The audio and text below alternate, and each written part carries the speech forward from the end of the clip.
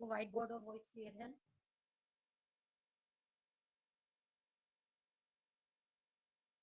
Confirm करें एक बार, आपको व्हाइट बोर्ड और वॉइस क्लियर है?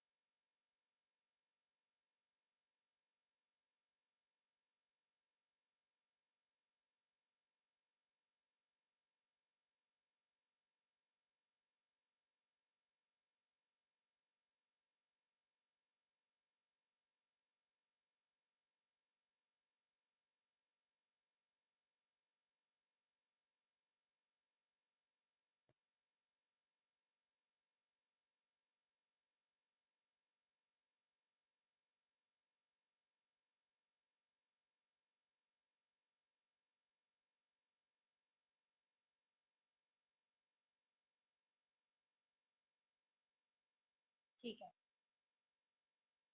आगे कंटिन्यू करते हैं हम कुछ क्वेश्चन से पूछते हैं। निम्न में से कौन सा बुद्धिमान बच्चे का लक्षण नहीं है? ध्यान से सुनिएगा, निम्न में से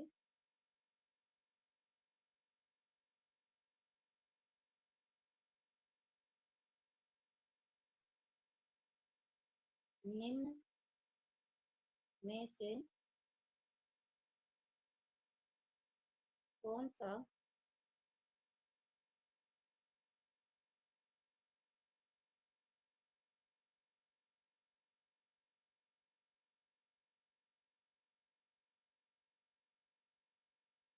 कौन सा बुद्धिमान बच्चे का लक्षण नहीं है? देखिए, क्वेश्चन नेगेटिव में पूछा, लक्षण नहीं है। कौन सा लक्षण, ऐसा बुद्धिमान बच्चे का कौन सा लक्षण नहीं है? ठीक है, तो आपके पास ऑप्शन है।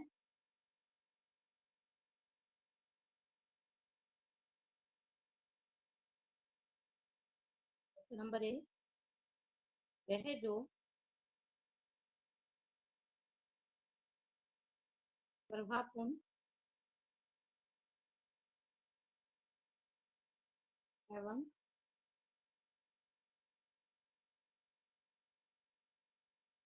उचित तरीके से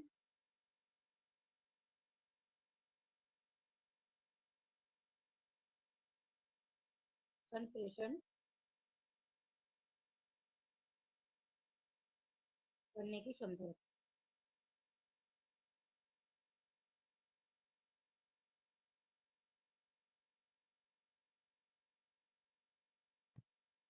ठीक है, दूसरा ऑप्शन है आपका, वह जो अमूर्त रूप से सोचता रहता है। वह जो,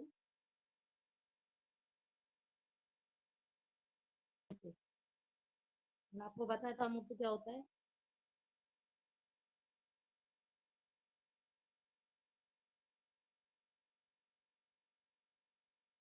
यानी हम किसी चीज को जो हमारे सामने नहीं है बट हम उसके बारे में सोचते, जैसे आप ताजमहल के बारे में सोचते, या कोई भी चीज।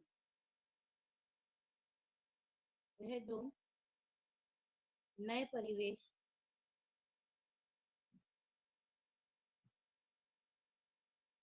वह जो नए परिवेश में स्वयं को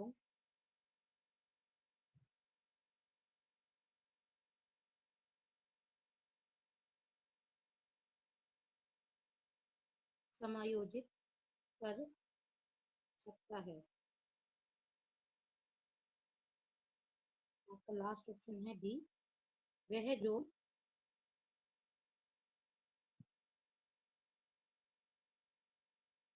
लंबे निबंधों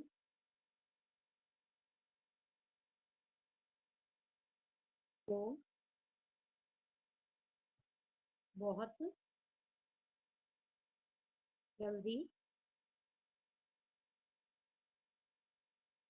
करने की क्षमता रखते हैं। मतलब जैसा कि मैंने आपको बताया था, देखिए क्वेश्चन है आपका नेगेटिव में चल रहा है कि कौन सा बुद्धिमान बच्चे का लक्षण नहीं है। तो बुद्धिमान बच्चे का लक्षण नहीं है। पहला, वह जो प्रभावपूर्ण एवं उचित तरीके से संप्रेषण करने की क्षमता रखता है, यानी प्रभावपूर्ण यानी एकदम फ्लो के साथ और एक अच्छे तरीके से संप्रेषण यानी कम्युनिकेशन करने की क्षमता रखता है। भाई ये तो बुद्धिमान बच्चे की है, नहीं वाला ढूंढना हमें। वह वह जो अमूर्त रूप से सोचता रहता है, अमूर्त रूप से मतलब ये वो बच्चे होते हैं जो क्रिटिकल थिंकिंग करते हैं। क्रिटिकल थिंकिंग मतलब किसी चीज के बारे में जो चीज आपके आंखों के सामने नहीं है, आपके सामने मूर्त तरीके में नहीं है, ठीक है, लेकिन आप उस चीज के बारे में सोच रहे हैं, ये भी बुद्धिमान बच्चे का लक्षण है। वह जो नए परिवेश में स्वयं को समायोजित कर सकता है। अब बुद्धिमान बच्चा तो वही कहलाता है ना, अगर मान लीजिए किसी के फादर हैं, किसी जॉब में है, और उनकी जॉब मतलब हर 6 महीने में चेंज होती रहती है उनकी लोकेशन, तो क्या होता है उनका ट्रांसफर होता रहता है, तो क्या करते हैं बच्चे, वो भी चेंज, बच्चे भी नई नई जगह 6 महीने में, तो वो क्या होता है बुद्धिमान बच्चे जो होते हैं ना, वो जल्दी से नए परिवेश में अपने आप को समायोजित करते, ये भी है लक्षण। वह जो लंबे निबंधों को बहुत जल्दी रटने की क्षमता रखते हैं, ये नहीं है। जहां भी रटने जैसा शब्द आ जाए वही आंसर। रटना नेगेटिविटी कहलाता है। जहां भी रटना देखें आप, उसे तो सबसे पहले काट दीजिए, ठीक है।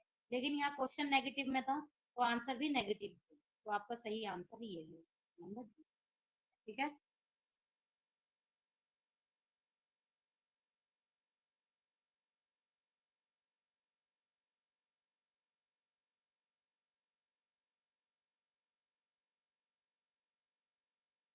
क्वेश्चन है, शिक्षा के क्षेत्र में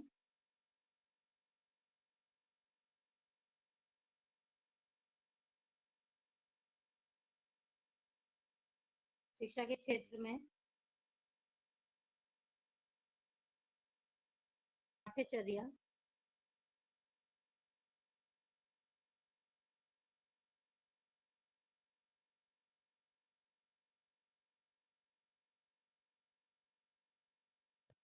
पाठ्यचर्या शब्दावली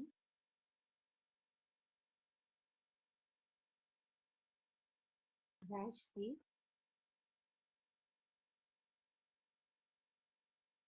संकेत करती है।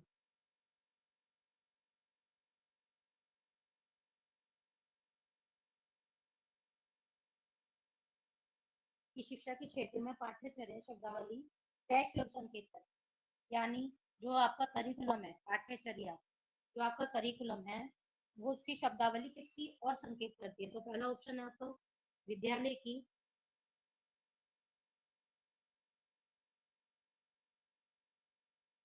संपूर्ण कार्यक्रम, जिसमें विद्यार्थी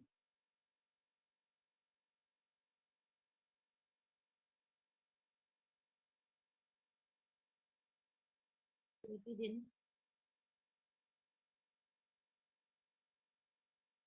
अनुभव प्राप्त करते हैं।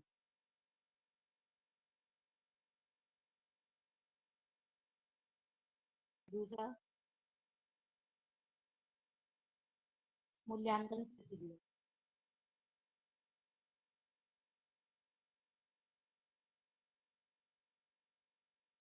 तीसरा ऑप्शन है आपका कक्षा में की जाने वाली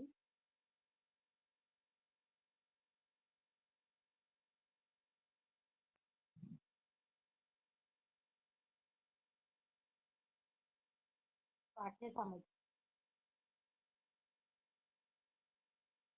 ऑप्शन है आपका शिक्षण पद्धति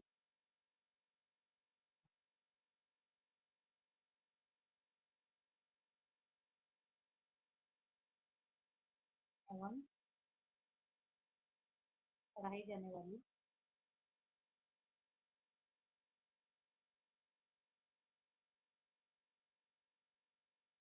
विषय वस्तु।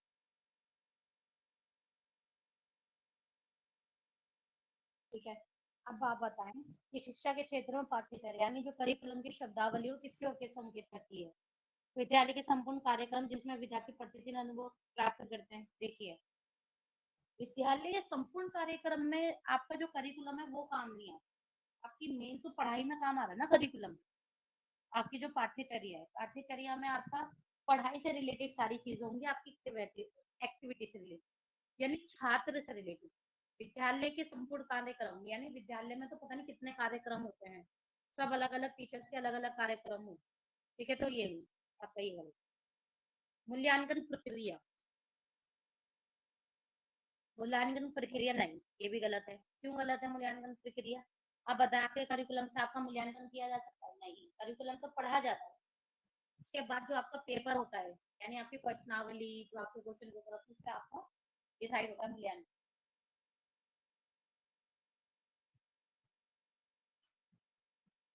फिर होता है कक्षा में प्रयुक्त की जाने वाली पाठ्य सामग्री। ठीक है, करिकुलम के अनुसार आपके नहीं, एक्चुअल में क्या होता है कि पाठ्य सामग्री को देख के आपका करिकुलम बनता है। ठीक है, तो ये भी नहीं होगा। फिर आता है शिक्षण पत्रिका में पढ़ाई जाने वाली विषय वस्तु। पाठ्यचर्या जो है आपकी शब्दावली इसलिए होती है कि आपकी उसके अंदर शिक्षण पद्धति आएगी, टीचर आपके कैसे पढ़ा रही है, और पढ़ाई जाने वाली विषय वस्तु यानी जो आपकी बुक्स हैं या जिस भी तरीके से मैडम आपको पढ़ती है। सही आंसर ही। आगे चलते हैं।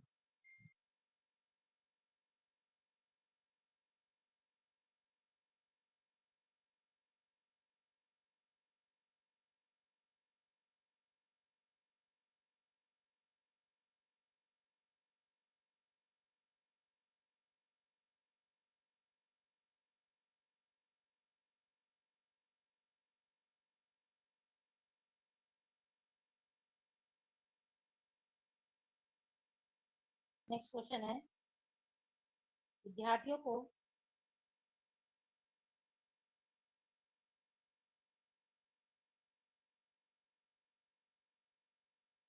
विद्यालय में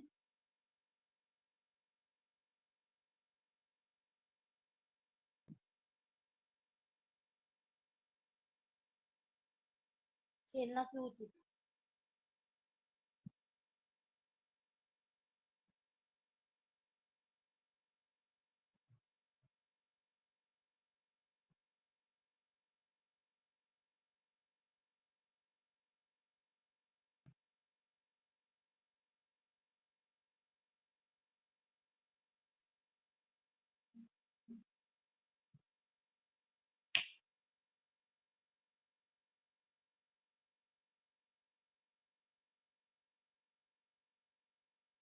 विद्यार्थियों को विद्यालय में खेलना क्यों उचित है?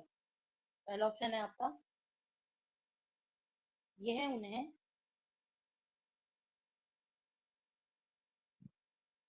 यह उन्हें शारीरिक रूप से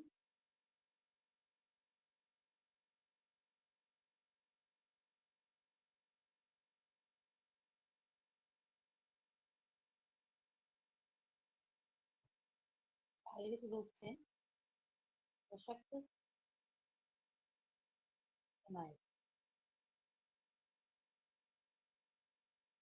आपका यह शिक्षकों के लिए काम आसान करेगा।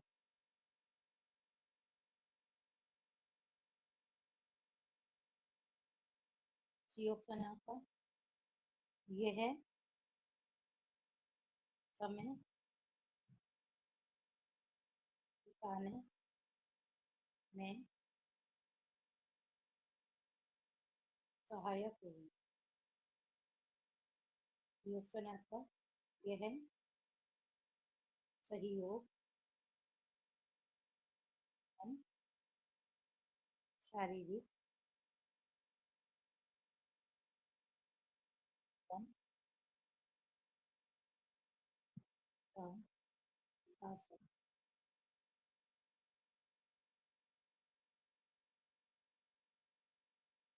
देखिए, क्वेश्चन पूछे विद्यार्थियों को विद्यालय में खेलना क्यों उचित है? उन्हें शारीरिक रूप से सशक्त बनाएगा? नहीं, गलत।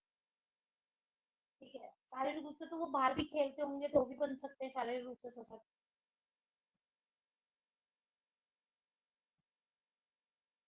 गलत। ये शिक्षकों के लिए काम आसान करेगा। क्यों करेगा भाई काम आसान? प्रोफेशनली समय बिताने के लिए। समय तो बच्चा भाई अपना घर पे भी बिता सकता है, खेल खेल के, टीवी देख देख के। गलत। ये सहयोग एवं शारीरिक संतुलन का विकास करेगा। यस, ये सहयोग एवं शारीरिक संतुलन का विकास करेगा।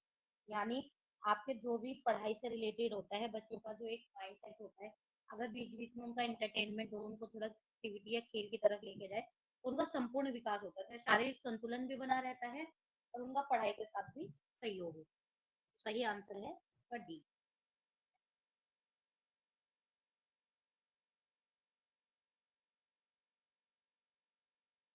इसका आंसर करें मुझे सब?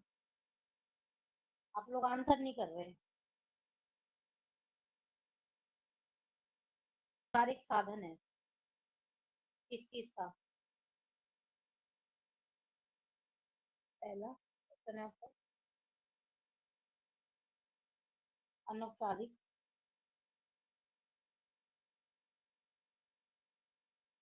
शिक्षा का। दूसरा ऑप्शन है आपका औपचारिक शिक्षा।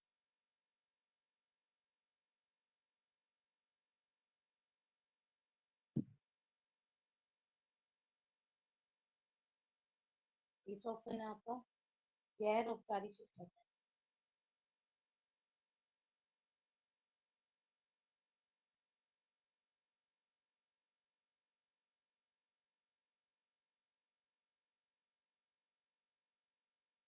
ये ऑप्शन है आपका दूरस्थ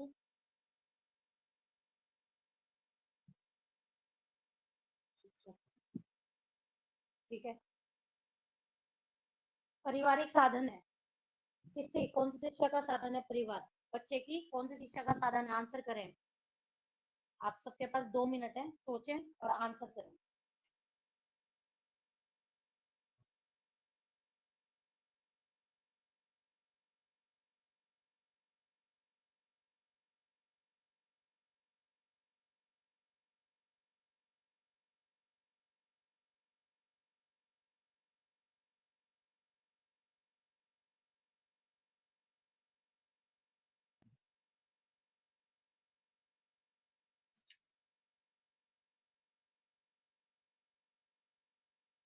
सोचें और आंसर करें।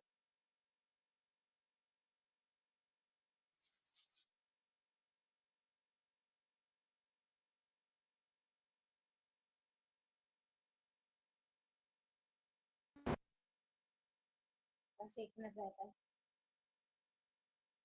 ये क्या है? दो गैर औपचारिक शिक्षा का, दूरस्थ शिक्षा का, औपचारिक शिक्षा।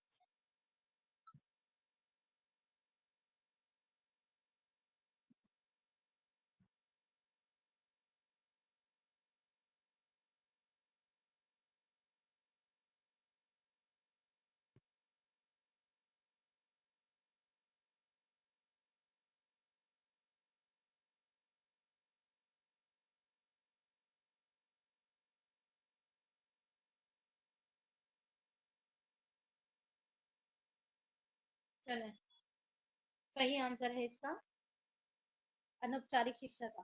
अरे इनफॉर्मल। इनफॉर्मल शिक्षा ही तो एजुकेशन, जो इनफॉर्मल एजुकेशन है वो हमें परिवार से ही तो मिलती है स्टार्टिंग में। जो इनफॉर्मल है कि बेटा बड़ों से कैसे बात करनी है, क्या बोलना है, कैसे उनका आदर करना है। औपचारिक शिक्षा तो स्कूल में मिलती है, यानी फॉर्मल शिक्षा। ठीक है। दूरस्थ शिक्षा ये सब नहीं आएगा। ठीक है।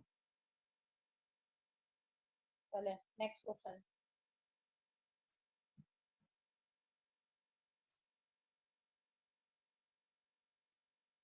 एक शिक्षक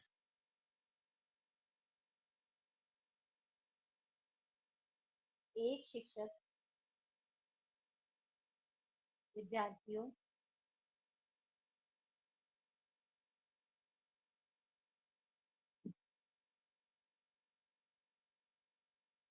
विद्यार्थियों में सामाजिक मूल्यों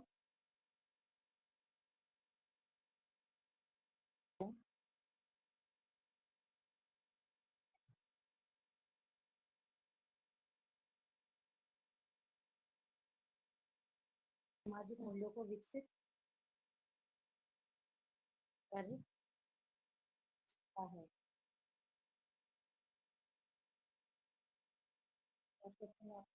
एक शिक्षक विद्यार्थियों में सामाजिक मूल्यों को विकसित कर सकता है। ठीक है, कि एक शिक्षक यानी विद्यार्थियों में सामाजिक मूल्यों को कैसे विकसित कर सकता है। ठीक है, पहला ऑप्शन है महान व्यक्तियों के बारे में बोलकर, मतलब बच्चों को कैसे विकसित कर सकता है।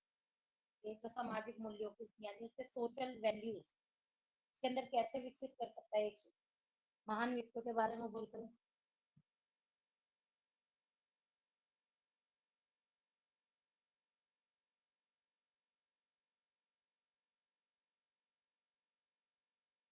है आपका अनुशासन की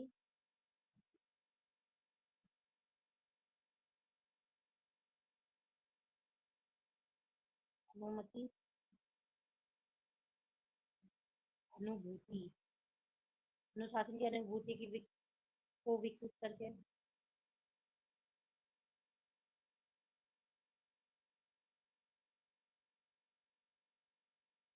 सी ऑप्शन है आपका आदर्श रूप से बर्ताव करके।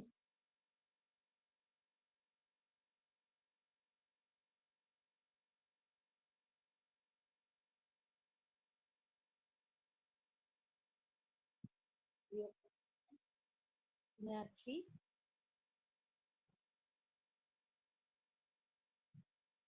है अच्छी कहानी सुनी।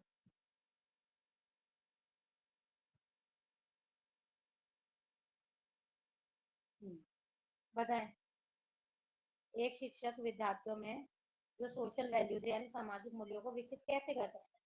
महान व्यक्तियों के बारे में बोलकर कर सकता है, या अनुशासन की अनुभूति को विकसित करके यानी बच्चों के अंदर अनुशासन लाकर, या फिर आदर्श रूप से बर्ताव करके। एक टीचर आदर्श रूप से खुद बर्ताव कर रहा है ताकि उसे देख के बच्चे खुद उसके जैसा बर्ताव करें, या उन्हें अच्छी कहानियां सुना।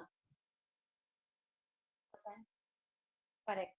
सबसे बेस्ट आंसर इसका आदर्श रूप से। देखो बच्चे देख के सीखते हैं। अगर हमारा टीचर किस तरीके से बात कर रहा है, किस तरीके से अपनों से बड़ों से वैल्यूज रखता है, ठीक है, सोशल वैल्यूज, तो जैसा आप बर्ताव करेंगे बच्चा वैसे ही करेगा। अगर आप अच्छा बर्ताव करेंगे तो वो भी अच्छा बर्ताव करेगा, तो उससे इसको क्या होगा, सोशल वैल्यूज करेगा। क्लियर है। Next question.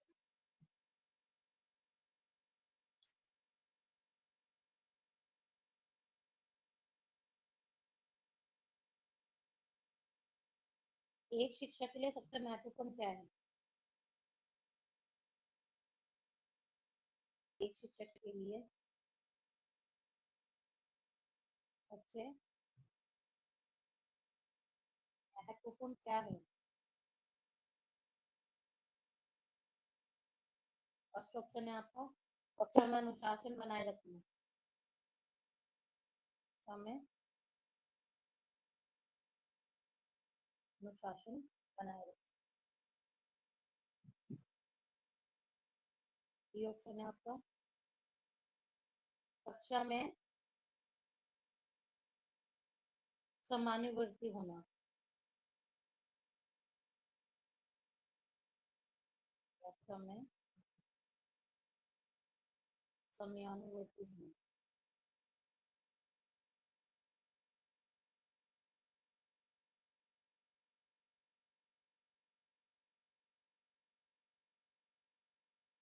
विद्यार्थियों की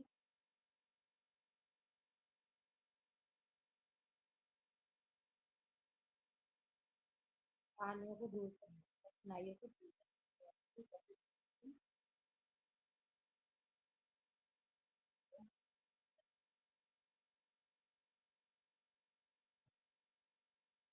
या फिर बी ऑप्शन आपका एक टू ऑप्शन, यानी एक जैसा, मतलब एक जैसा सभी बच्चों को समझना। और उनको एक जैसे तरीके से। बताएं इसका सही आंसर क्या है।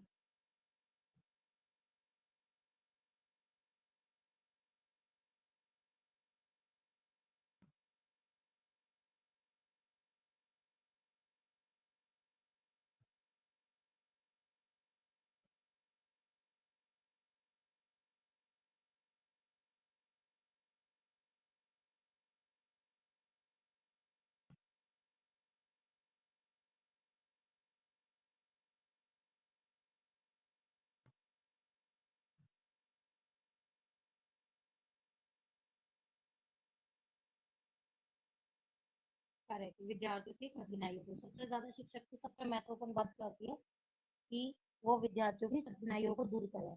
ठीक है।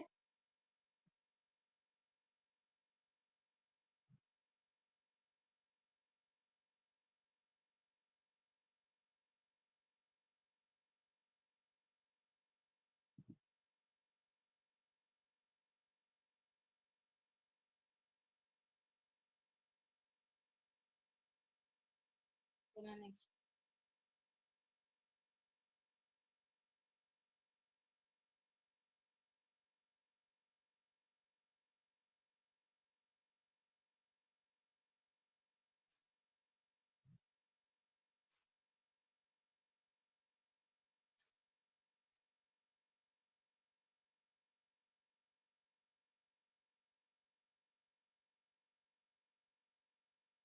शिक्षक का बर्ताव कैसा होना चाहिए।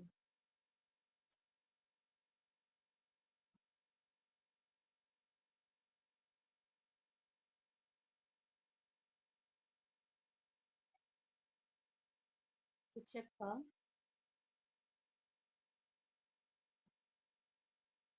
शिक्षक का बर्ताव होना चाहिए।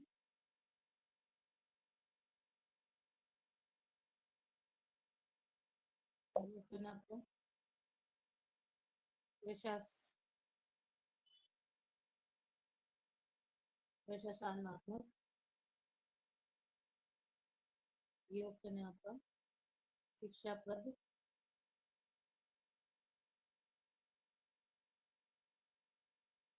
ये ऑप्शन है आपका आदर्शवादी,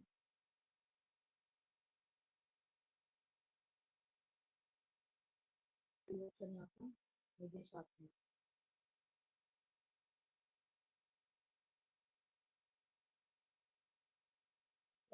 शिक्षक का बर्ताव कैसा होना चाहिए।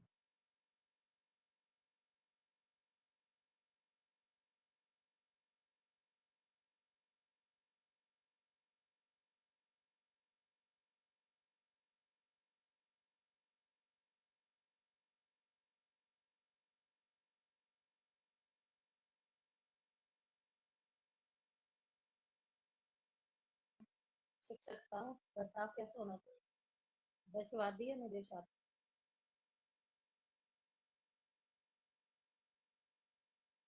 आदर्शवादी। नेक्स्ट पे चलते हैं।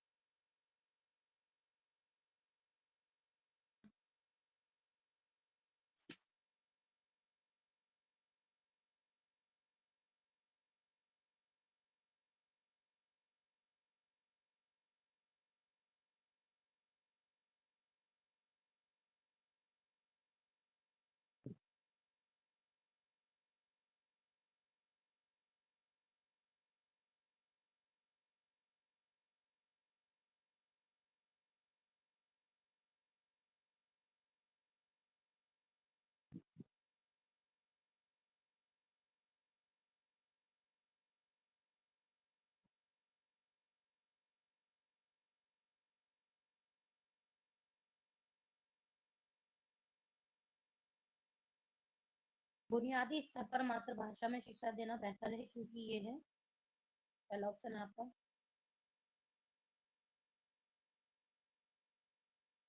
बच्चों में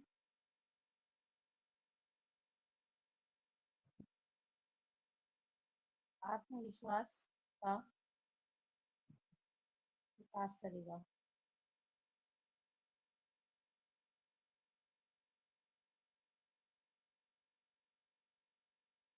बच्चों में आत्मविश्वास का विकास। बी ऑप्शन है।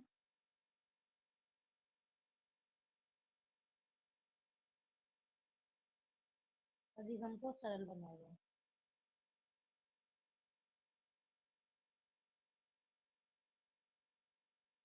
बी ऑप्शन है। बौद्धिक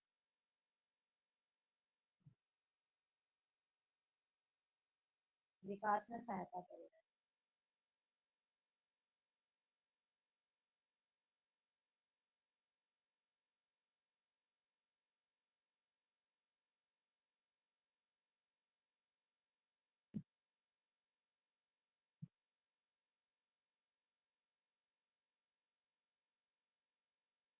प्राकृतिक वातावरण।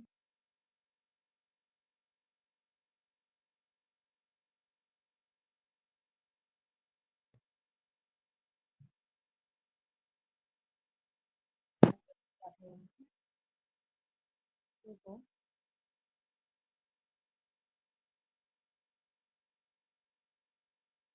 सीखने में सहायता।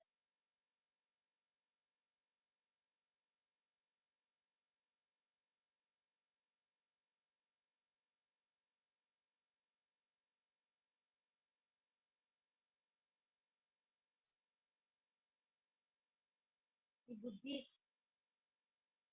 बुनियादी स्तर पर मातृभाषा में शिक्षा देना बेहतर क्यों है बच्चों के लिए? तो बच्चों के आत्मविश्वास में विकास करेगा, नहीं। अधिगम को सरल बनाएगा, ये हो सकता है। देखते हैं, ये हो सकता है अधिगम को सरल बनाएगा। क्योंकि मातृभाषा में क्या होता है, बच्चे जल्दी सीखते हैं, ये लर्निंग को आसान बनाएगा। बौद्धिक विकास में सहायता करेगा, नहीं। बौद्धिक विकास में वो बच्चे का हो चुका है बौद्धिक विकास, तभी वो मातृभाषा जानता है, ठीक है ना। प्राकृतिक वातावरण में बच्चों को सीखने में सहायता। देखो, अधिगम को सरल बनाएगा, लेकिन उससे बेहतर ये ऑप्शन है, ऑप्शन नंबर डी। यानी जो प्राकृतिक वातावरण है, आपका आसपास का जो माहौल है, तो उसको क्या करेगा, आपका सरल बनाएगा वहां पे। ठीक है।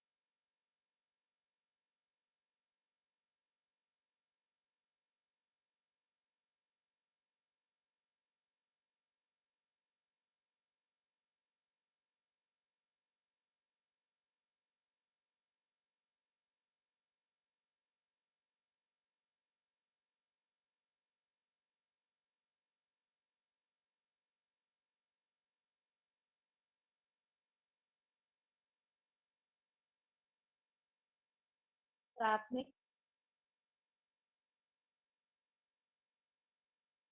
शिक्षक के लिए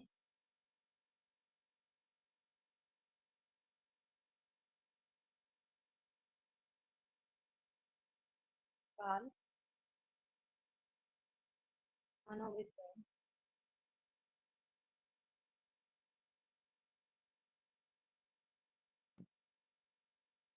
का ज्ञान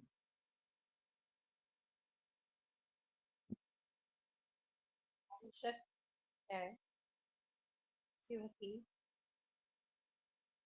एक असत्य इसमें क्या कह रहे हैं, यानी बच्चे की जो प्राथमिक शिक्षा है, यानी जो प्राइमरी एजुकेशन है बच्चे की, तो प्राइमरी जो एजुकेशन है बच्चे की, उसमें जो टीचर है, शिक्षक, उसको बाल मनोविज्ञान यानी चाइल्ड साइकोलॉजी का ज्ञान क्यों आवश्यक, क्यों होना चाहिए, उसको क्यों आवश्यकता है चाइल्ड साइकोलॉजी, क्योंकि पहला ऑप्शन है आपका, यह बच्चों को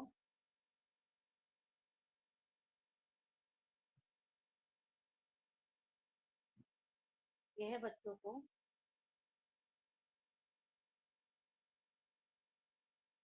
अनुशासित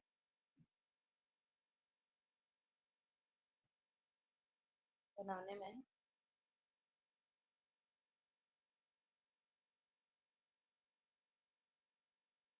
सहायता करता है। ये ऑप्शन है आपका, परीक्षा के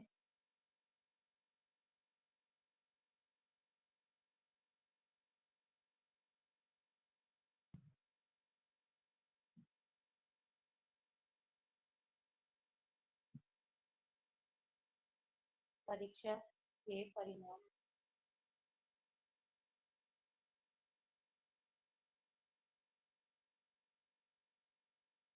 उन्नति की। ये ऑप्शन है आपका, यह बच्चों को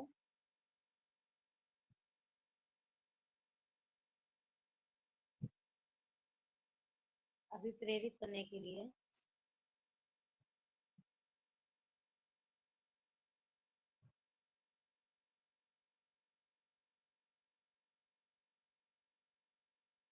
सुविधाजनक तरीका बन जाता है।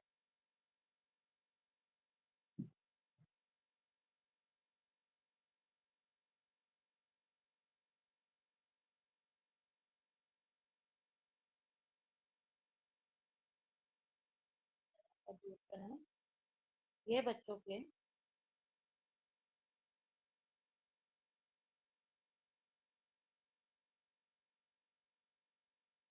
व्यवहार को समझने में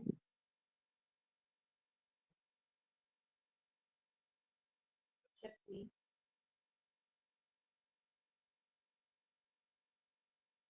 सहायता करता है। बताएं आंसर। प्राथमिक शिक्षक के लिए बाल मनोविज्ञान का ज्ञान आवश्यक क्यों है, क्योंकि ये बच्चों को अनुशासित बनने में सहायता करता है।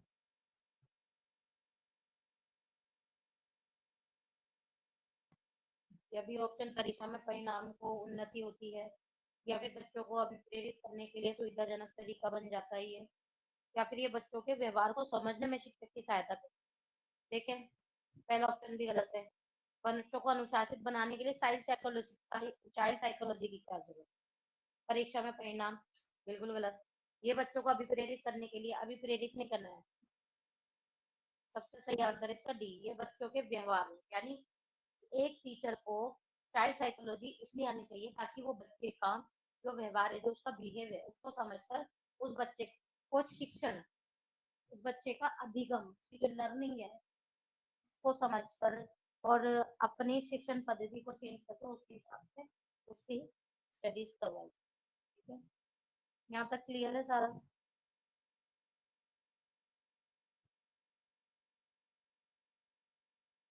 ठीक है, फिर आज की क्लास इतनी कर ली। किसी को कोई सवाल?